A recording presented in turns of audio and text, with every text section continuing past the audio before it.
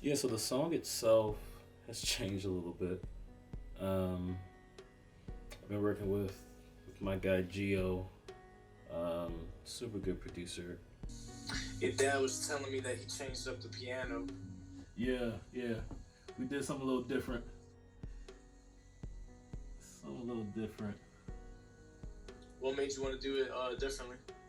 I just think um, it was a little redundant. I think before, so just to give it a little more diversity, um, in the sound. See, I like it. I like it though. But I am interested though to hear, um, like what we were talking about the other day too, with like not doing um, a piano sound and replacing that. I think we talked about just doing the synth, or something like that. Yeah. Or maybe doing even kind the of like electric. that Rhodes. Yeah, yeah. Yeah. Um, so I want to see how that sounds too, to see which which gets us closer to the vibe we're actually shooting for. So, um, yeah, it's funny. It's like the saying, you can take the boy out of church, but you can't take the church out the boy. So right off the bat, this don't sound like a worship track. I know, and that's what I was thinking too. Like with the piano, Yeah, because it's like that ain't hitting. yeah, because I'm like I don't want it to be that. Like you lost your see, peep this. All right, so I just took out the piano. All right, so let's try.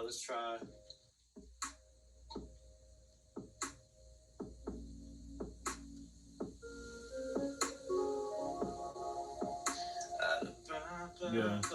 Yeah. Yeah. Yeah. Yeah, that's better.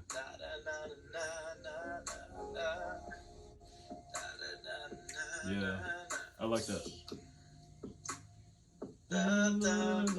Yeah. That right yeah. there just changed the whole thing. Right. Yeah. Like yeah. this is on fire now. It's right. just like, oh, all right, yeah. Yeah. Because you could even see with something like this, the way it's formatted is naked. So it's like right. you could even have like those real glitchy vocals in the underlayer. Yeah. Kind of like even repeating like with the hook or something, whatever it is that you're saying. Right. Yeah, that's tough. So, yeah, you could do some wild stuff. It was like, because this isn't necessarily a gospel song, but it was still sounding like it, and not even intentionally. It's just, I've been in the worship space for so long. It's kind of hard to separate from that. So we took it in a little different direction to where it's a little more, I guess, R&B, soul. So yeah, it's been fun. It's been fun to just see myself expand and to see how much diversity I actually have in my artistry. So yeah, it looks a lot different than it did initially, for the better. Like I like it a lot better, and I think it's cool to see even now, like the journey. Like I mentioned, in the first video, how I'm obsessed with this word journey and process, like seeing something from beginning to end. And just looking at this song, well, I guess it's not "You'll Be Okay" either. The song title's changed. It's now "Without You." So to see how "Without You" has changed from "You'll Be Okay" to "Without You" has been pretty cool to see and to watch. So. I will find my way. Yeah. What's up? Through yesterday, so Yeah. my future can be saved. Yeah, I will find my way through yesterday, so the day won't bring me pain. Yeah. If That's it. That's it right there. That's it right there. Yeah, you know what I mean? I feel that. I feel Yeah, that. that. I feel that. Yeah, that'll sound crazy. Yeah. I feel that. All these memories I'm living in. I'm living. Memories I'm living in. I know All these memories that I can't let go. I need to let go, you said? That I can't let go. I can't. So, That would actually sound crazy. Yeah. That sound crazy. Yeah. That sound crazy. That's just like, dang. That's crazy. That's crazy. Yeah. You got like that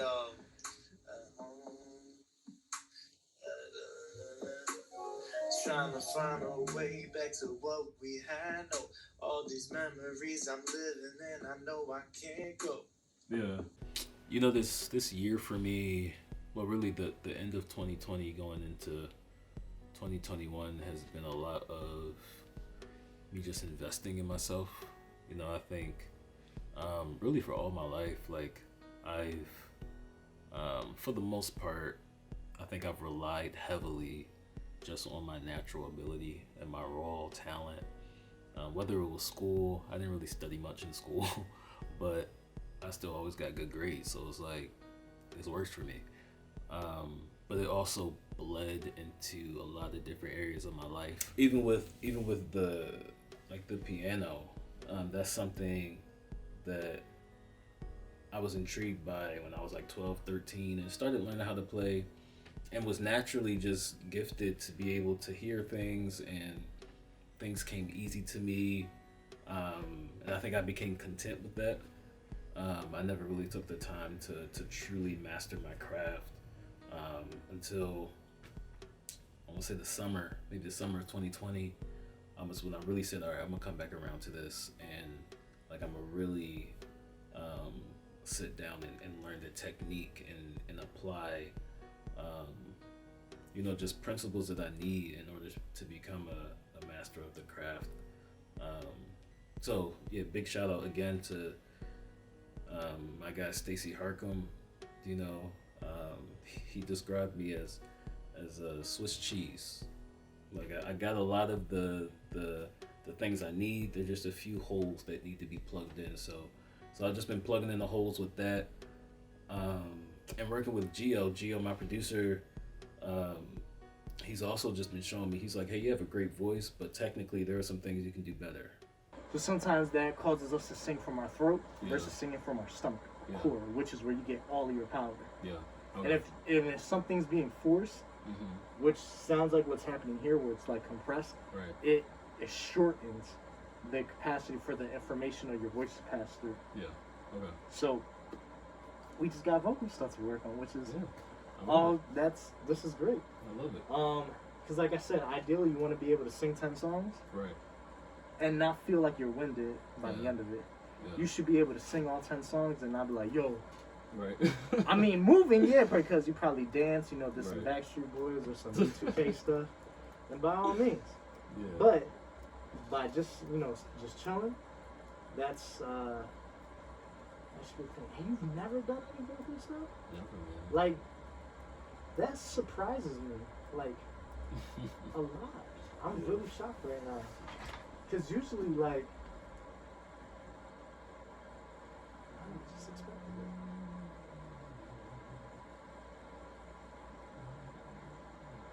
I mean, I guess because your voice doesn't sound off, that's probably why it didn't matter. But I'm nitpicky. Right. I don't know. I like it. You ever work with, I don't know if you know, like a Lanisa Alpha T? Yep, those my peoples. Yeah. Those my peoples. They'll tell you how picky I am. Right, like, I've never really received any kind of formal training vocally. That's something that my mom introduced to me, and I was like as soon as she found out I can sing at like 8, 9, however old I was, she said, let's do some voice lessons. And I was like, what, you don't think I can sing? She's like, no, the what you have to do is you have a gift, and then you have to enhance your gift. You have to take care of your gift. But that was something I never really did. So, but again, like it's like with school. It's like I don't study much, but I still get good grades. You know, I get by, and I do well with singing. You know, the way I do, but there's another level I think that being technically sound and trained can take me. So Geo has really been challenging me and helping me in that area. So I'm doing a lot of vocal exercises. I'm really paying attention to my tone, to my breaths, to everything vocally. And I think it's been a process of me, like I said, taking ownership. You know, because it's one thing to have the gift, but I think those who go to the next level are the ones who enhance their gift, and they don't just rely on that raw natural talent. They put work into it as well. So yeah, it's been cool for me. 'Cause I didn't know which way to go, took a piece of my soul, no longer go. I just found a way back to what we had. Yeah, right there, see? And then that kind of falls out of it. Kind of like a style that I've been trying to develop where the line between how you worship and how you sing regular music is like really gray. Right. You're just like, wait, is this like? It should feel like every song that I work on, I try to make it more like a song. Yeah. So that way, even though it's technically not a song that we're speaking about, like what you would think about worshiping God, but more so almost like your lament or your conversation with how you're processing the Holy Spirit. It's just like, even though this isn't a song that we would sing in church, you know, to edify the body, it's a song of my process of where God takes me. Yeah, I love that. So everything that I do, I try to give it that feel, because you should still be able to worship in the midst of pain. Yeah. So easily kind of going from this and then to go, and you should be able to transfer this into a worship song and then not feel weird.